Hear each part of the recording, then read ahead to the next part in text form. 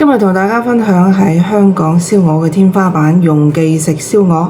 各位朋友大家好，我而家就位於香港嘅國際機場 T1 嘅航站樓。入咗嚟之後，啱啱我嘅登機口就係60幾，喺60號登機口嘅隔離就有一個美食廣場。喺美食廣場入邊，喺香港有住83年歷史嘅老字號品牌容記喺呢度有一間分店，佢哋嘅燒鵝被稱之為天花板。由始至終我都未試過，呢次就趁住我登機口離佢咁近嘅機會，一於就試下容記嘅燒鵝。一打開佢哋嘅菜牌，第一頁就介紹咗容記嘅發展歷程。呢間店係從1943年開始創辦，一直經營到而家喺香港係無人不知曉。佢哋嘅燒鵝就係最為出名。喺機場入邊嘅呢一間分店，佢係冇碟頭飯嘅。一直以嚟我都非常想試佢哋嘅燒鵝，咁就一於點一例佢哋嘅燒鵝，售價300蚊。另外我就加咗一碗白飯。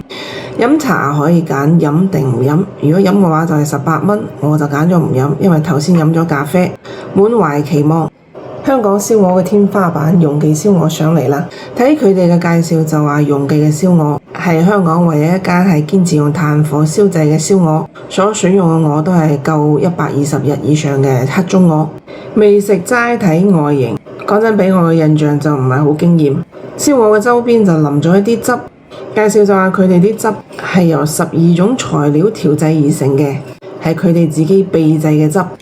試一嚿味道先，佢哋燒鵝嘅汁同我平時食開嘅燒鵝嘅汁係有好大嘅唔同。佢哋嘅汁似少少嘅芡汁，而且味道好淡。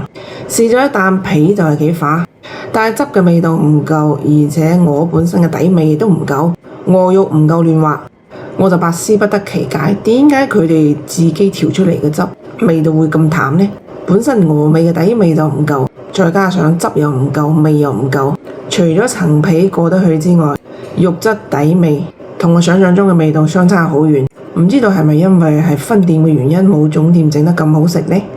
如果以我今日所食到嘅呢一例燒鵝嚟對比嘅話，咁廣州真係有大把嘅燒鵝係今日我食到嘅燒鵝嘅水準之上。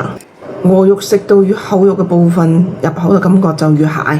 我自己平時食開燒鵝就係唔中意點酸梅醬嘅，因為燒味師傅講落，想試鵝肉嘅真滋味，點住燒鵝汁食就得啦。點知今日嘅汁又唔夠，汁嘅味又唔夠，底味又唔夠，整到我食成塊鵝入口都係覺得係冇味嘅，足之都係要點酸梅醬食。睇介紹就話容記係香港燒鵝嘅天花板，我都百思不得其解。如果咁樣嘅水準都可以稱之為天花板嘅話，咁唔知道係咪係我嘅問題？真係唔識欣賞我食到嘅呢一份香港燒鵝嘅天花板啊！底味唔夠，肉唔夠嫩，汁嘅味都唔夠，唔通呢啲就係香港燒鵝嘅天花板？歡迎大家留言講下，如果你哋食過容記燒鵝嘅話，對佢哋嘅燒鵝味道評價如何？今日埋單352蚊港紙，食完香港燒鵝嘅天花板，準備出發。今日嘅視頻，香港燒鵝嘅天花板容記燒鵝就同大家分享到呢度。我鍾意分享我生活中嘅點點滴滴。如果鍾意我嘅視頻，記得關注我啦。多謝你哋嘅支持。